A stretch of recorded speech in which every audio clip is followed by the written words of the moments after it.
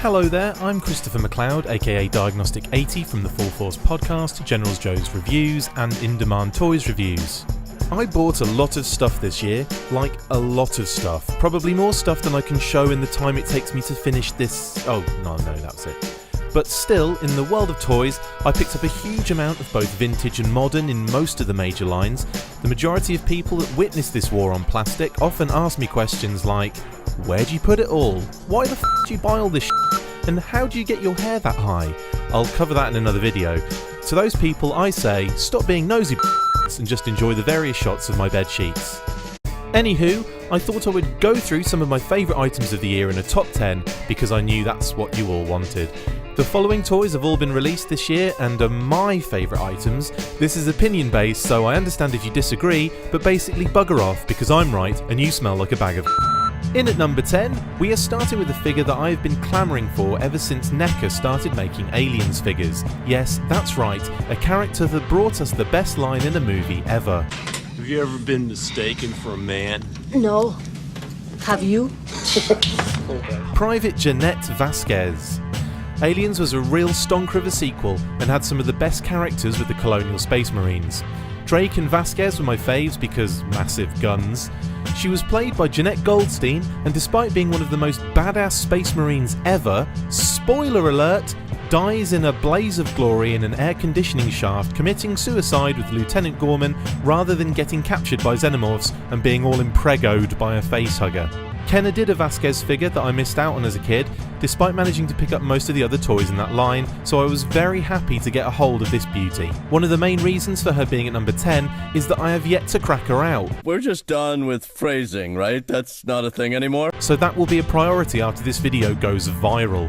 Lols. Either way, she's fantastic and my 10th favourite toy of 2016. As an honourable mention and related to this, I would like to include the awesome NECA Ripley Kenner toy homage. Love the 90s toy line, and the idea to switch up the deco on the newest Ripley figure only with the Kenner twist, aka burgundy shirt, blue jeans, yellow boots and a neckerchief, was truly inspired.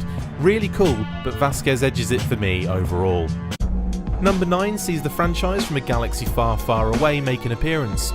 Star Wars toys have been a staple for many children since the property's debut in the late 70s, and due to its massive success, we are still getting films and toys to this day.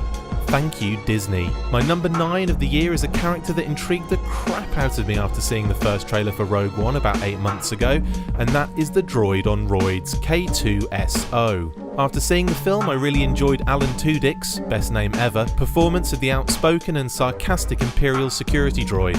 Anyway, I've been addicted to the new 6-inch black series of figures, and K2SO is such a cool design that he works in all kinds of scales.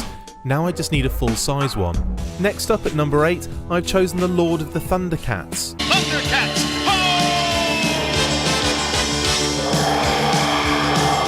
Lion-O is basically a kid in a man's body, and if that isn't a metaphor for myself and about 80% of the people watching this video, then I don't know what is. Matty Collector secured the license for the humanoid cat people with no genitals and quickly revealed the lineup for the initial subscription service before dropping it and the Masters of the Universe franchise, but not before cancelling production.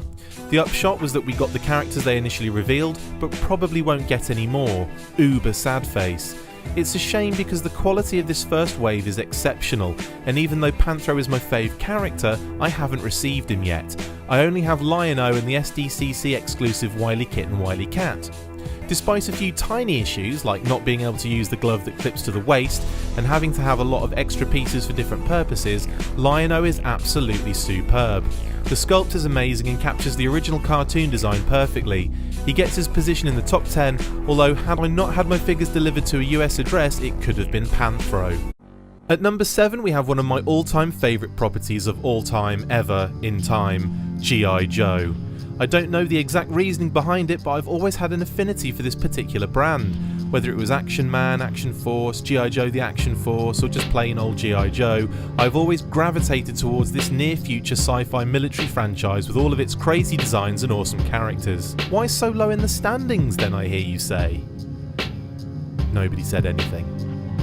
Well, in the last few years, we have seen a significant reduction in product at retail, and with no movie since the last Bag of Hideous in 2013, it hasn't had the best representation commercially. Having said that, the G.I. Joe Collectors Club has pumped out a large amount of figures in their figure subscription services and exclusive sets for their awesome G.I. Joe conventions. The figure that creeps into this top 10 is this year's G.I. Joe Collector Club incentive figure. Pythona was a real shock of a reveal considering she had been requested for years and looked absolutely magnificent on the website, magazine, Polaroid or however you saw her first. The figure in hand was even better. Stunning sculpt, mesmerising deco, magnificent build, and some really cool accessories made for one of my favourite toys of all time. When I first saw her in the 80s animated Action Force/G.I. Joe movie, I was amazed at how badass she was and was always confused. I was never confused About why she hadn't had an original toy release. Well, now we have her, and she is awesome. I'm also throwing in honourable mentions to the European exclusive Homage Deco Tiger Force figures from the FSS4, Outback and Sneak Peek, because Tiger Stripes, Kitty Shirt and Michael McDonald/Kenny Rogers head sculpt. Number 6. If you're not aware of Boss Fight Studio, then there's a problem that needs to be rectified in the universe. This small independent toy design studio has created their own line of figures thanks to one of the most successful action figure Kickstarters of all time. The Vitruvian Hacks are highly detailed and fully customizable action figures that focus on Greek mythology, and my goodness are they awesome. In terms of this year's releases, I have to go with the Series 1 Wave 5 characters, and more specifically, the River Styx Guardian. It was a hard choice based on some of the incredible decos, but that colour that I can't even describe is just beautiful, and the figure is truly astonishing. They have acquired the license to create Bucky O'Hare figures for next year, so I expect my 2017 video will include a few of those. Number 5. Halfway there, people. When I got the Marvel Legends Juggernaut Build-A-Figure wave, I was truly blown away. Awesome character choices, fantastically executed, and a pretty solid Build-A-Figure in Juggernaut. I'm the Juggernaut! Out of all of these great figures, one still managed to stand out. Rogue. She is great. The Southern Belle of the X-Men. Whatever you say, sugar. With a cool backstory, romantic will they won't they relationship with Gambit, and some really awesome powers. The figure shows some immense sculpting on the head and the child-sized leather jacket. She is packed with an ungloved hand so she can draw the power from an enemy or friend, and one of Juggernaut's massive legs. Epic figure that pipped Cable to the post ever so slightly just because I love her design so much. In at number 4, we have all of the SH Figuarts Teenage Mutant Ninja Turtles figures. Yes, all of them. The Teenage Mutant Ninja, or Hero depending on where you were in the world, Turtles, have been one of the most successful comic, toy, film, game, merchandise, musical, yes, musical brands of all time, and have constantly reinvented themselves since their debut on the black and white pages of their first comic in 1984. I've been down since before the first episode of the cartoon aired on British television, when I read about the craze sweeping the nation in the US in a newspaper or an old-timey physical iPad for any millennials out there. I was captivated by the weird and kooky designs of the toys and revelled at the fun and frolics of the cartoon. They have reinvented themselves so many times now to various degrees of success that we are at a stage where a number of companies are grabbing the license to make all kinds of retro TMNT action figures. Nickelodeon, NECA, Mondo, DreamX, Mega Bloks to name but a few, but for me, the SH Figuarts take on the original cartoon figures have been incredible. Well designed, tons of accessories, cute homages and some beautiful articulation made them my fave versions of the Turts this year. Annoyingly, they all came out at different times, which in turn has placed all 4 brothers in different parts of the globe.